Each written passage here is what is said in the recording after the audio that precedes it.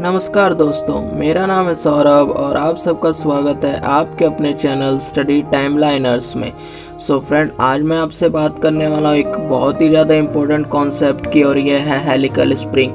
Friend, आपके exam point of view से अगर आपके सिलेबस में स्प्रिंग है तो हेलिकल स्प्रिंग बहुत ज़्यादा इंपॉर्टेंट है, क्योंकि इससे थ्योरी के क्वेश्चंस भी आते हैं और न्यूमेरिकल के भी।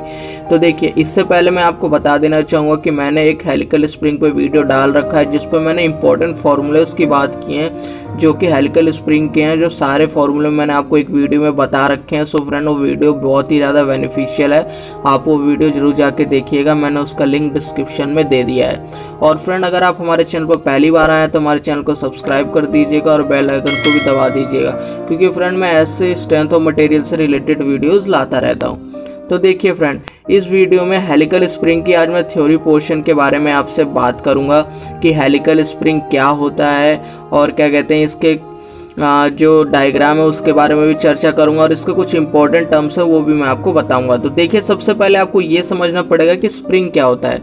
तो देखिए, स्प्रिंग क्या होता है। Spring are elastic member. जो स्प्रिंग होते हैं इलास्टिक मेंबर्स होते हैं, distort under load and regain their original shape when load is removed. मतलब फ्रेंड्स, स्प्रिंग एक ऐसे मटेरियल होता है जिस पर अगर हम लोड लगाते हैं तो अपनी ओरिजिनल शेप को छोड़ देता है, लेकिन जैसे उस पर से लोड रिमूव किया जाता है वो दोबारा से अपनी ओरिजिनल शेप को ले लेता है। लेकिन फ्रेंड, अब आप ये सोच रहे होंगे कि बहुत से और भी मटेरियल ऐसे होते हैं जिस पर हम लोड लगाएंगे उसके बाद वो अपनी शेप को क्या कहते हैं चेंज कर लेते हैं, लेकिन जैसे हम लोड को रिमूव करते हैं वो अपनी एक्चुअल शेप में वापस आ जाते हैं। जैसे रबर होता है और भी अलग मटेरियल होते हैं। लेकिन मैं आपको बता दूं कि स्प्रिंग की एक खासियत होती है कि वो अपने जो उसकी लेंथ होती है उसके दुगना तक, मतलब वो टेंसाइल, मतलब अपने आप को खींच सकता है। मतलब उसमें उतना टेंशन लग सकता है। मतलब उसकी अगर लेंथ L है तो हम उसको 2L तक क्या कहते हैं खींच के कर सकते हैं, और उसके बाद भी वो दोबारा अपनी एक्चुअल शेप में वापस आ जाएगा। ये एक स्पेशल कैरेक्टर होता है किसी भी स्प्रिंग का। इसके बाद देखिए, अगर मैं आपसे बात करूं कि अब तो आपने देख लिया कि स्प्रिंग क्या होता है, लेकिन हमें एक्चुअल में पढ़ना है हेलिकल स्प्रिंग के बारे में। तो देखिए, मैं आपसे बात करूंगा कि हेलिकल स्प्रिंग क्या होता है। तो देखिए, when the wire of a spring is coiled or wounded in the form of helix।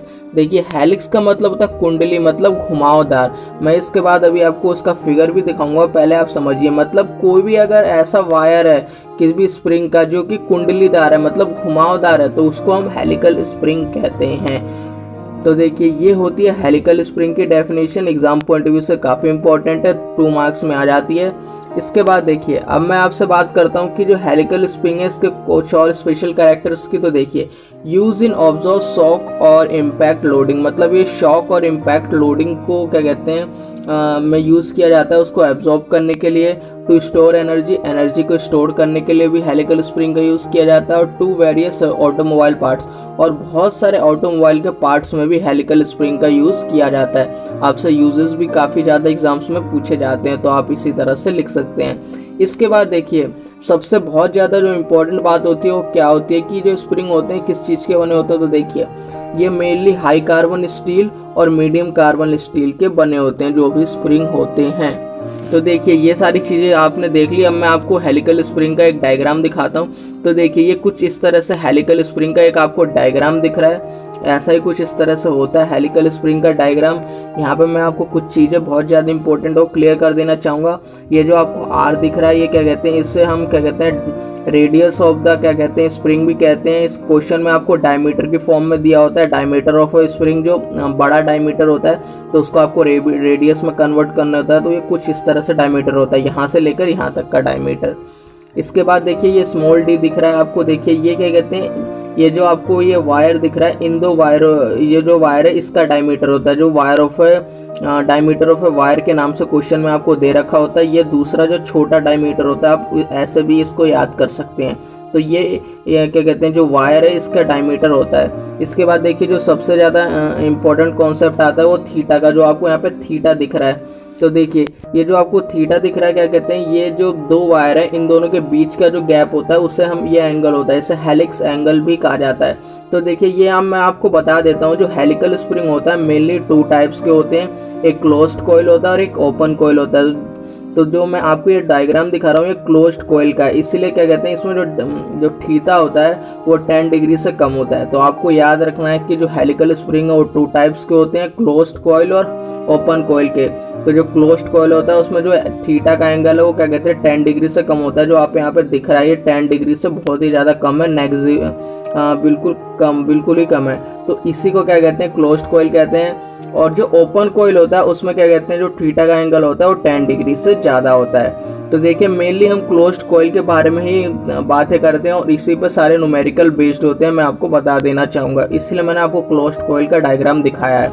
इसके बाद देखिए आपने यहाँ से डायग्राम से समझ लिया थीटा का मतलब हेलिक्स एंगल होता है, स्मॉल डी का मतलब डायमीटर ऑफ अ वायर है, ये बिग आर का मतलब है ये रेडियस ऑफ क्या कहते हैं स्प्रिंग है। तो ये सारी चीज़ें बहुत ज़्यादा इंपॉर्टेंट है, मैंने आपको बता दी।